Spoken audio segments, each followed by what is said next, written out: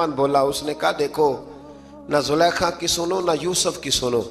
اگر تو کرتا آگے سے پھٹا ہوا ہے تو پھر غلطی ہے جناب یوسف کی, اور اگر پیچھے سے پھٹا ہے تو پھر زلیخا کی غلطی. حضرت یوسف کی معاذ اللہ پھر غلطی. تو عزیز مصر نے کرتا دیکھا تو پیچھے سے پھٹا تھا, لیکن امام قرطبی کہتے ہیں وہ کوئی عقل مند آدمی نہیں, وہ تو 4 مہینے کا بچہ تھا.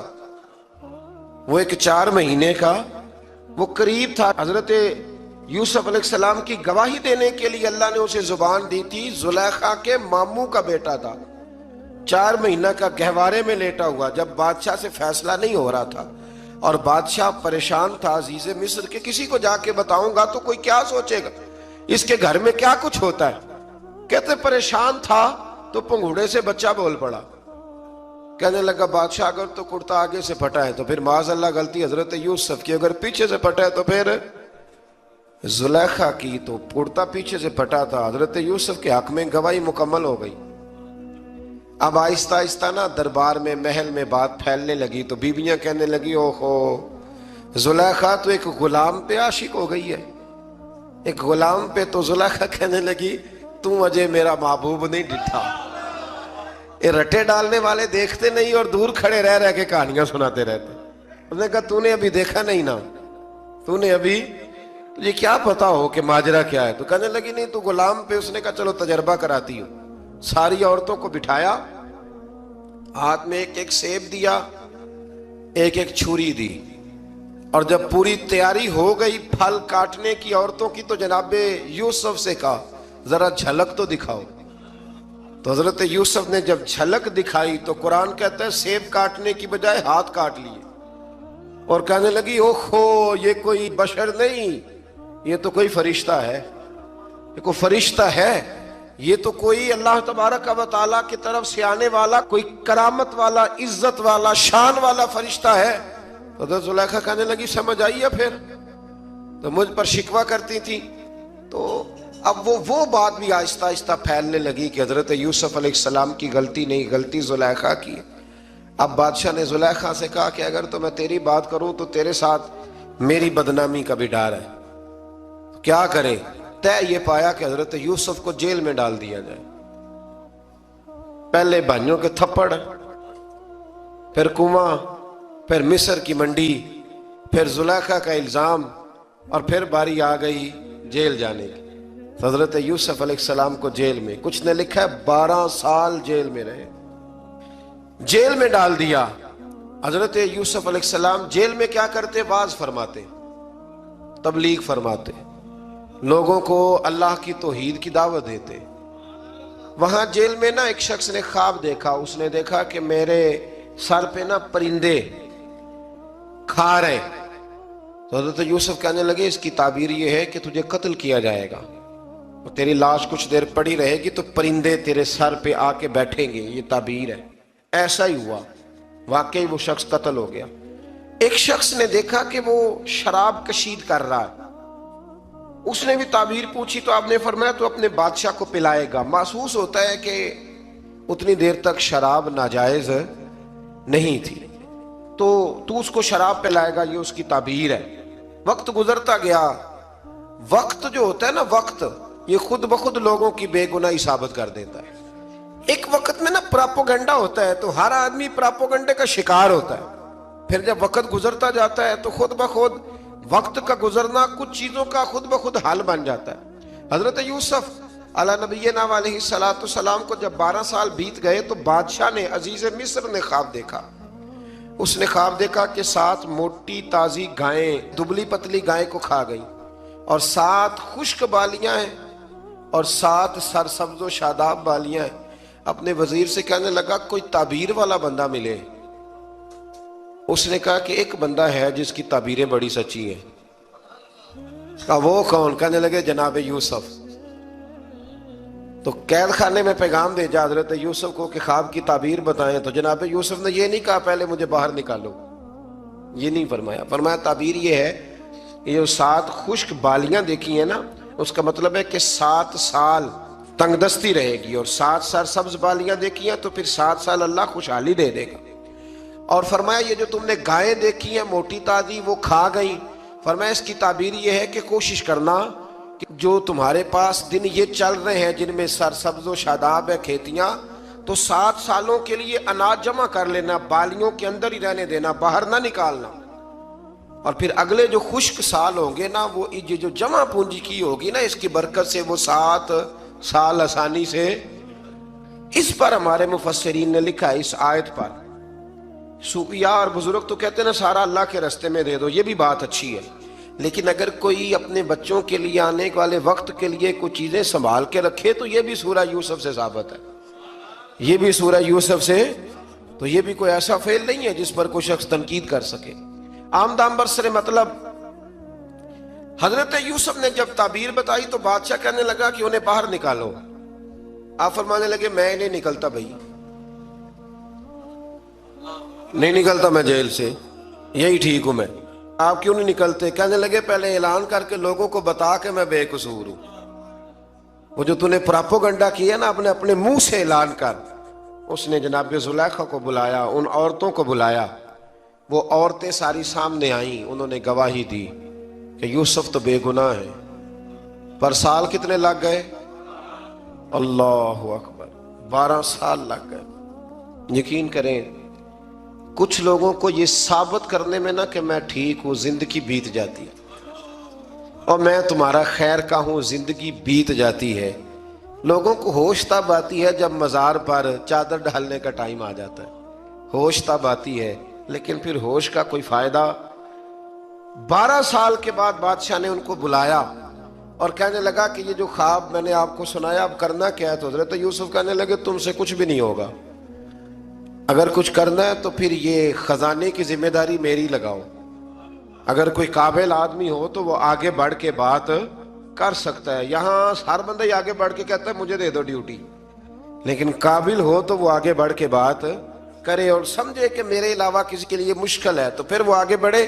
حضرت یوسف نے جب کہا تو انہوں نے آپ کو وزیر خزانہ بنا دیا۔ پھر ایک وقت آیا کہ وہ عزیز مصر ہی بن گئے، قحط پڑ گیا۔ جب مصر میں قحط پڑا تو دائیں بائیں بھی قحط پڑا، کنعان کے آپ رہنے والے تھے، وہاں بھی قحط پڑا۔ حضرت یعقوب بیٹے کی یاد میں رو رو کے تو آنکھوں کی بینائی چلی گئی۔ اور یارو باپ بھی بڑا ہی پیار کرتا ہے، بڑا ہی پیار کرتا ہے، بڑا ہی پتہ ہے۔ باقی تمہیں تحفے دیتے ہیں، باقی تم سے محبت کرتے ہیں، تو باپ تو بیٹے کو اپنی جوانی دے دیتا ہے، اپنی جوانی اپنے بیٹے کے نام کر دیتا ہے۔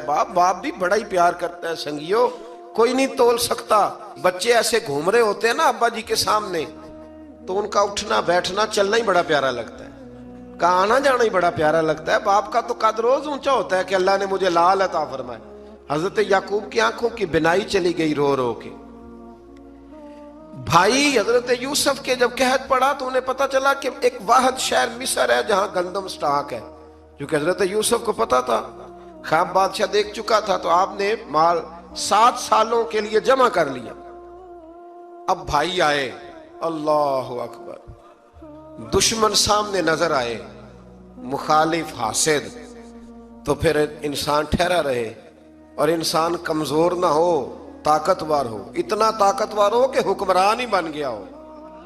ذرا نبیوں کے حوصلے بھی دیکھنا، پیغمبروں کے حوصلے بھی دیکھنا۔ بھائی آئے، کہا گندم چاہیے، تو جناب یوسف نے اوہو پائیاں جیا ساکھ نہیں کوئی جے وچ خار نہ ہوئے۔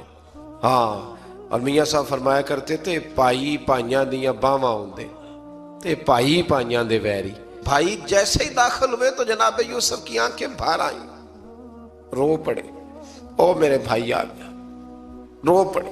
وزیر مشیر دائیں بائیں دیکھتے ہیں کہ حضرت یوسف کو کیا ہوا، رو پڑے اور بھر بھر کے گندم دی، اس کو اشارے کرتے چل تھوڑی اور ڈال دے، چل تھوڑی اور ڈال دے۔ جب بھائیوں کو دے چکے تو پھر فرمانے لگے کہ شاید اس سے گزارا نہ ہو، ضرورت پڑی تو دوبارہ بھی آ جانا۔ اپنی قوم کو ترس دے رہے تھوڑا تھوڑا کھاؤ، ان بھائیوں کو کہتے ہیں ضرورت پڑی نا آ جانا دوبارہ۔ اور کہنے لگے تمہارا ایک اور بھائی بھی ہے، کہاں ہے؟ بنیامین نام ہے۔ فرمایا ہو سکے تو اسے بھی لے آنا۔ بھائی پیسے لے کے آئے تھے گندم لینے کے لیے، اور جب واپس جانے لگے تو حضرت یوسف نے ان کی رقم دوبارہ رکھ دی، وہ دوبارہ ان کی بوریوں میں رکھ دی۔ घर जाके उन्होंने खोली तो गंदम भी थी और पैसे भी थे। अब भाइयों से पैसे थोड़ी वसूल करने, जाके अपने वालिद से कहने लगे अब्बा बादशाह बड़े देखे हैं पर उसमें कोई खुशबू देखी। तो उसने कहा है कि अपने दूसरे भाई को भी लेके आना, तो बिन्यामीन को ले जाएं।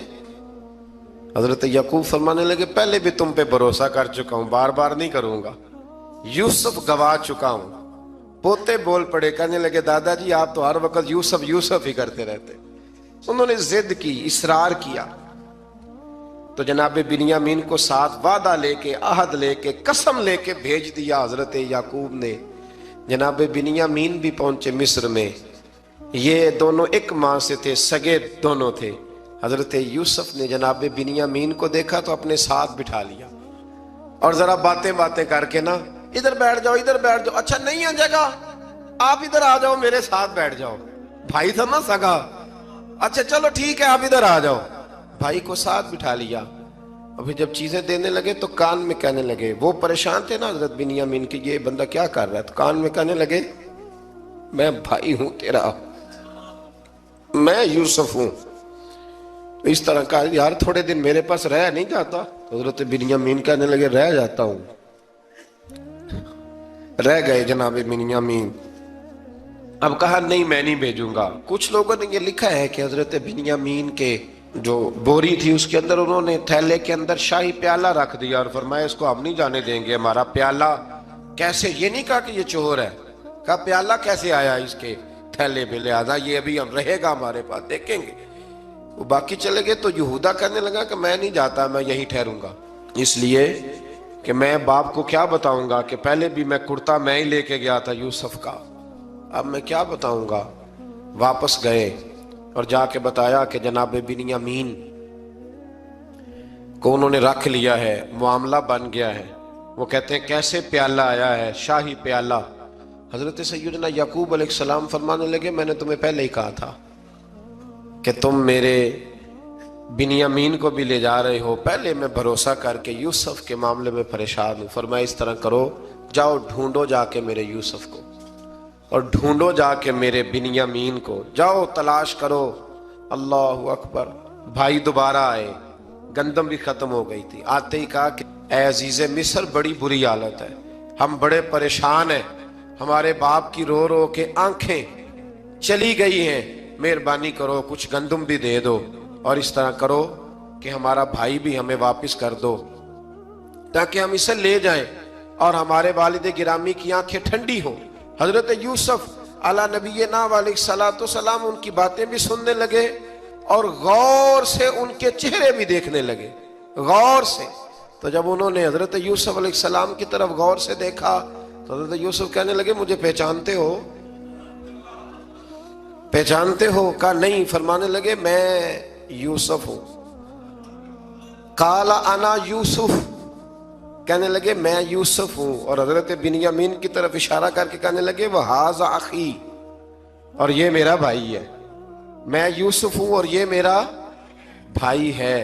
और फरमाने लगे अल्लाह ने हम पर एहसान किया है और जो तकवा इख्तियार करता है और सब्र करता है अल्लाह ताला उस नेक के अजर को कभी जाया। ये नहीं फरमाया मैंने बड़े तकवे किए परहेजगारी की तो बच गया, फरमाया जो भी तकवा इख्तियार करेगा, जो भी सब्र करेगा, अल्लाह उस नेक के अजर को कभी जाया नहीं करेगा। फिर फरमाने लगे जाओ आज तुम पर कोई गुनाह नहीं, जाओ एकदम ही उसी वक्त ही।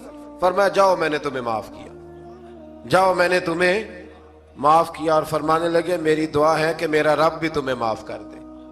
फिर फरमाया ये मेरी कमीज ले जाओ, मेरा कुर्ता, और मेरे बाप की आंखों पे डाल देना, उम्मीद है उनकी आंखों की रोशनी वापस आ जाएगी। जाओ ले जाओ। तो वो कुर्ता लेके गए। इज़हाबू भी कमीसी हाजा, ये मेरा कुर्ता ले जाओ।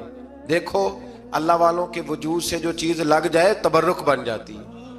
तो वो कुर्ता लेके गए भाई, अभी दूर ही थे। तो कुरान मजीद कहता है अभी वो दूर थे तो सैयदना याकूब अलैहिस्सलाम फरमाने लगे भाई मुझे यूसुफ की खुशबू आ रही है, मुझे ना यूसुफ की। अल्लाह अकबर। कौन अंदाजा करे बाप और बेटे की मोहब्बत का। मुझे ना खुशबू आ रही है, यूसुफ की खुशबू, मुझे खुशबू आ रही है।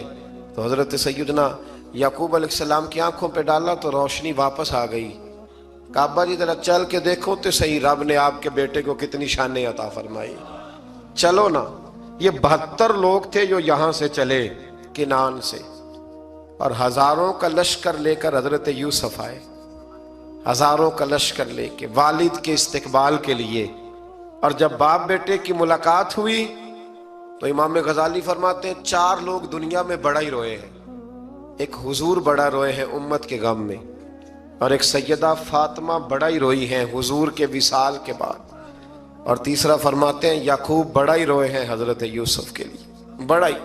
और चौथे इमाम ज़ैनुल आबिदीन बड़ा ही रोए हैं वाक़या करबला के बाद। ये 4 लोग बड़ा ही रोए। फिर जब मुलाकात हुई दोनों की, तो इस दर्द से मुलाकात हुई कि हर आंख अश्क बार हो गई। बाप बेटा इतनी वारफ्तगी से मिल रहे थे, इतनी वारफ्तगी से कि दाएं बाएं इन्हें खबर ही न रही कि बाकी लोग भी हैं। हजरत अल्लामा इस्माइल हकी ने लिखा है कि जनाब जिब्रील अमीन हजरत याकूब के कान में कहने लगे बस करें, ऊपर तो जरा नजर उठाएं, फरिश्ते भी दीदार के लिए आए हुए हैं। देखें अल्लाह के फरिश्ते भी आए हैं इस मंजरे मोहब्बत को देखने के लिए। हजरत सैयदना याकूब अलैहिस्सलाम, हजरत यूसुफ की वालदा और फिर आपके 11 भाई सारे आपके लिए सजदे में गिर गए। तो हजरत यूसुफ कहने लगे अब्बा जी ये वो मेरा ख्वाब है जो मैंने बचपन में देखा था, ये वो मेरा ख्वाब है। हजरत सैयदना याकूब अलैहिस्सलाम फिर कम बेश लगभग 23 साल, कुछ ने लिखा है 40 साल मिस्र में रहे। और जब विसाल होने लगा तो हजरत यूसुफ से फरमाने लगे बेटा मुझे यहाँ दफन न करना, मुझे वहीं ले जाना जहाँ मेरे वालिद दफन है। वहां जाके वो दफन हुए। हजरत यूसुफ अलैहिस्सलाम ने फिर सालों हुकूमत की मिस्र पर, फिर वहीं उनकी तदफीन हुई। और जब तदफीन हुई तो इख्तलाफ हो गया, हर कबीला कहता था हमने अपनी तरफ यूसुफ को दफन करना है, इसलिए कि जिस तरफ उनको दफन करेंगे खुशहालियां होंगी। फिर फैसला हुआ कि संगे मरमर के ताबूत में रख के हजरत यूसुफ को दफन किया जाए, और दफन करने के बाद ऐसी जगह पे दफन किया जाए जहां से पानी छू के गुजरता है। तो उनको वहां दफन किया गया, पानी छू के गुजरता था, लोग खेतियों को लगाते थे और मिस्र सरसब्दो शादाब रहता था।